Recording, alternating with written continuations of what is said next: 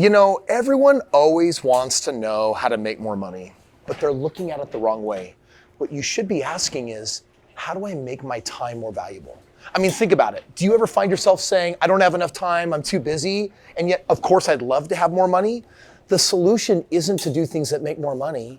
It's to figure out how to reclaim your time and recycle it so that you can have more for you and you can have more for making the kind of money that will create real freedom for you. Intrigued? Come on. One shot, now the future is yours. Go! I'm turning dreams into reality. Yeah, it's one shot, now the future is yours. Go! So let me give you some context on what today's video is all about. There's a lot of people out there that have written books about how to effectively use your time. This is not what that book is about. This is about making your time more valuable. You see, right now, everyone is stuck at a wage. When you're working, there's an amount of money that you can demand per hour. But what if you knew a secret to doubling that number every single year? Do you know where you would be a decade from now? You might be earning hundreds and thousands of dollars an hour. But it requires you to think differently, and it's gonna require you to learn some exercises in today's short video, because guess what? I'm a master at this, and I'm gonna show you how to make your time as valuable as possible. So for just a moment, let's talk about why we're even having this conversation in the first place. There's so many people that hit a ceiling in their career and they get stuck and they feel like there's nowhere for them to go, right? And you have to understand that if you have a job, getting a raise or getting a promotion is just one way to make your time more valuable, but it's the slowest of all ways. There's things that you can do, like I'm gonna be talking about in today's video, that can change that game for you. My time, for example, started off at around minimum wage. And then I learned how to double it. And I remember when I got it to about $50 an hour, I thought there's no way that I can make it more valuable. And then I used the same system I'm gonna be teaching in this video, and then it was 100, and then it was 500, and then it was 1,000. And remember when it was $1,000 an hour, there's no way it can be more valuable. Then it was $5,000 an hour, then it was $10,000 an hour. I'm like, there's no way a person can be more valuable than that. And then it was 100,000, and then it was 500,000. And you know what? There's no end to what I'm gonna teach you, because it's not about how you leverage your skills.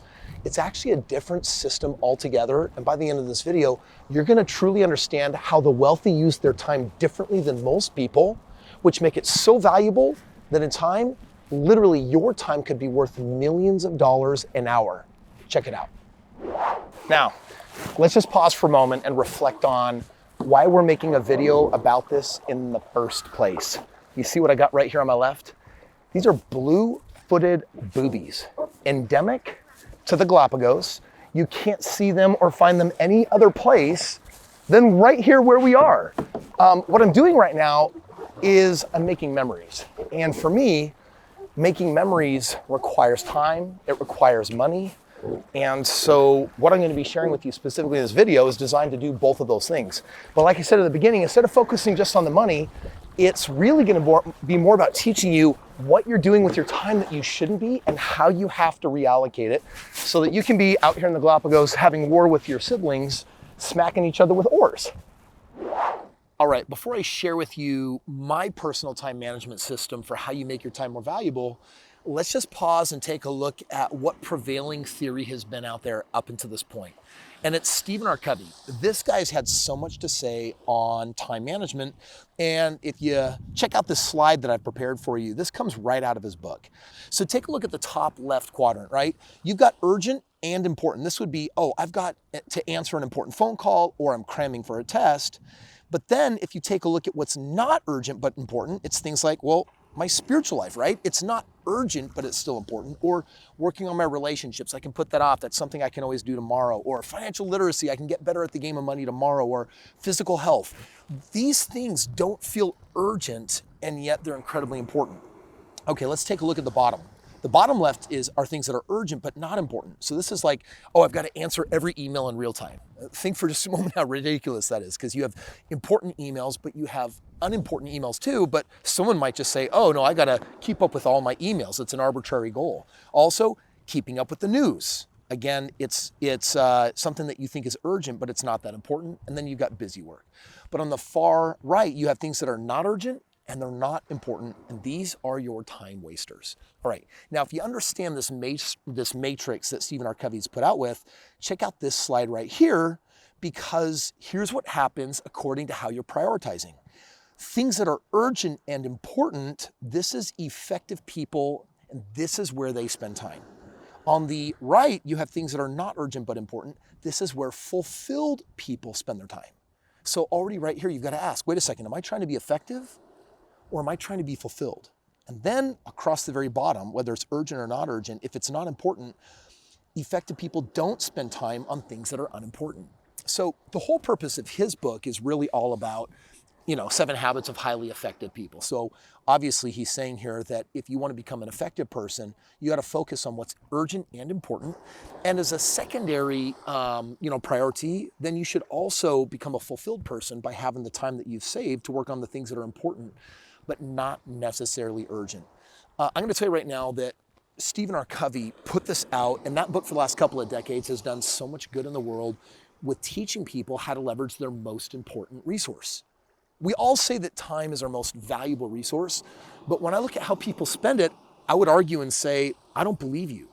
So what I want to do right now is I want to add to what Stephen R. Covey is saying, and I want to share with you my system for how you now take your time and what you do to make it more valuable. All right, it's time to jump in and talk about how you increase the value of your time.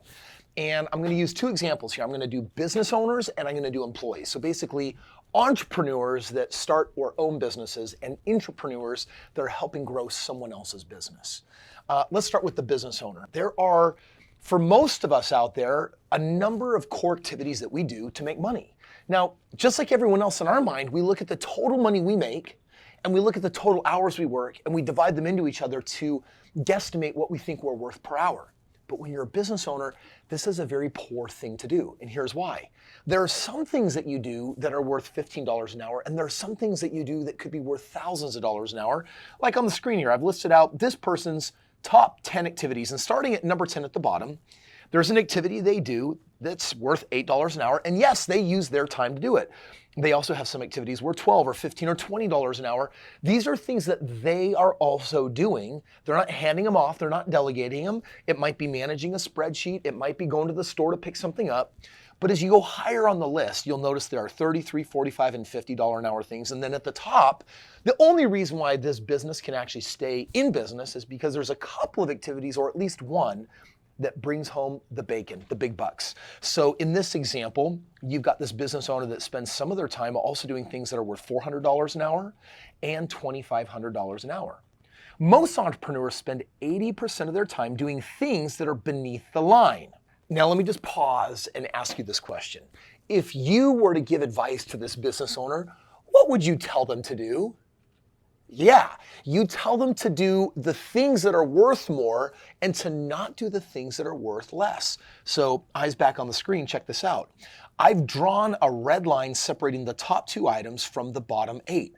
And that's because there's a huge disparagement between what's above and below that line. Something at $50 an hour versus something at $400 an hour. Most entrepreneurs spend 80% of their time doing things that are beneath the line.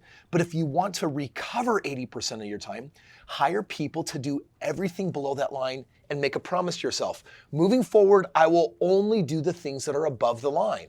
And if you really want to go ultra advanced, take the highest thing that you see here, $2,500, and double it. 2,500 times 2 is $5,000, and say, I'm never saying yes to any new thing again unless it's now paying me $5,000 an hour. Now, that might seem kind of crazy, but if you hold the standard, what'll happen is you'll reclaim your time, and nature abhors a vacuum.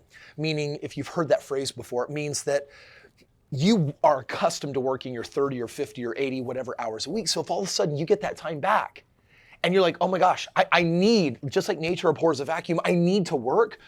Nature has all sorts of things it can give you to do at $50, $80, $20 an hour. But if you say no, nature's gonna have to work harder to find the things that can pay you $400, $2,500, and $5,000. And I promise you, they're out there. There are things that you can do for your time that are worth way more than you're earning, but not until you impose a standard, a line, and say, never again anything below this.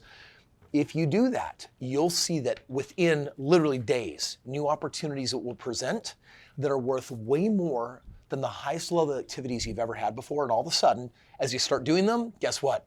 You double your income, you could quadruple your income. You could do this strategy every 6 months and for years to come. Keep doubling, doubling, and doubling the way I have.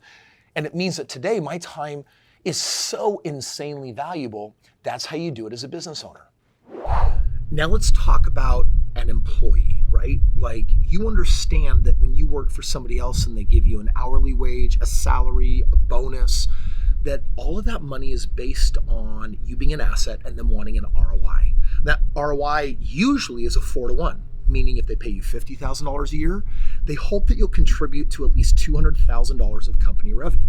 If they pay you $200,000 a year, they hope that you're producing $800,000. So let's talk about what it would look like for the top 10 of what an employee is asked to do. If you take a look at this list right here, at the bottom you have $7.50. You have $10 an hour work, $13 an hour work, $20 an hour work. But check out the top two. You have $120 an hour and you also have $830 an hour. Now, this is a person who might get paid, $50 or $80 or $100,000 an hour, and it's hard to imagine that you might have an activity to the company that is worth $830 an hour. But I promise you, there's always one or two of all your activities that are worth a ton to the company, and then often companies will often blend in a lot of lower level activities, not on purpose. It's just what less sophisticated companies tend to do. So if you take a look at that list, I want you to do the same thing. I want you to draw a line. And you guessed it, there's a big difference between $120 an hour and $30 an hour. So if we put the line right there, you should be asking yourself, well, Kris, come on, what can I honestly do about that? Let me tell you what, you could say, you know what, for the next 6 months, I'm gonna work an extra 10 hours a week. I'm gonna first of all show my manager or my boss that I'm willing to go the extra mile. I'm willing to put more time, effort, and energy in. And with that extra time, what should you do? You should only pick things that are worth $120 to $830 an hour according to this specific situation. What this will do, if you track it, is allow you 6 months from now to go back to your boss, and you should be outproducing everyone else on what is most valuable to the company. Guess who the company reserves raises for? Guess who they're gonna promote? They're gonna promote the people that understand the goals of the company, what is most valuable to the company, and those that accentuate, enhance, or do more of those things. You could also literally sit down with your boss and ask them and say, hey, what is most valuable to you that I actually do here? What can I do that will increase the company's bottom line profitability, create more value? And when you have conversations like that with your boss, guess what it tells them? You're promotable material. It tells them that you understand that you're not just there to do a job, that you want to understand what is important to the company. Do more of those things. Now, do you have to put in an extra 10 hours a week? Somehow you've got to reclaim some time. Maybe there's the lesser valuable activities that you can hand off to somebody else, or you might have to increase your time hours to do it. But this is how you get a raise. This is how you make your time more valuable. Where do you get more information like what you've just found here in this video? I wrote a book called Have It All. It just came out. It's my 5th book. This book is all about ROI, 3 letters that need to become increasingly meaningful to you. ROI stands for return on investment. And today we've talked about the return of investment on your time. But you know what? There's a bigger game called the return of investment on your money, which is where do you actually go to invest your money to make 20% a year on it, 100% a year on it, 500% a year on it, 1,000% a year on it? Now that sounds kind of crazy, right? Because when you put your money in the bank, they're paying you like less than 1%. Or if you put your money in a 401k or an IRA, you're used to 5 or 6%. Or if you put your money into the stock market, the 30-year average is less than 10%. So you're thinking, no, Kris, those big numbers you just shouted out, that's got to be crazy risky. The real risk in life for me financially is having my money earn such low ROI that it never grows into what I need it to by the time I need it. If you're serious about your financial future, if you're serious about living the life that God has intended for you, if you're serious about making the most of your life, if you're serious about philanthropy and giving, and if you're serious about increasing your lifestyle and making memories like I'm doing here in the Galapagos, then here's my advice. Get the book. And to make it easier, I'm going to give you the book for free. while supplies last, right? I mean, with our post-pandemic world, it's been tough to get books in and out, but if I've got some right now, here's what I want you to do. Click the link below, and if I've got one and you can order it, all you have to do is cover the shipping. The book is free. It's full color. I put all my time, effort, and energy into making that the most amazing book possible. You can also get the audiobook on Amazon. Get the book and read it, and let me give you the perspective of millionaires. Let me teach you what multimillionaires and how the wealthy people think. This is a book you read to put yourself in that category, because the thoughts are so wildly different than what you and I were taught growing up, that if you'll implement even 2 of the 5 strategies, that alone has enough to change your financial future forever. Click the link, get the book for free. Hey, thank you so much for watching today's video. By the way, the internet thinks that the next video that you're really gonna appreciate the most is this one right here. So go ahead and click the link. I'll see you right over there, and let's continue your journey of becoming a financial genius.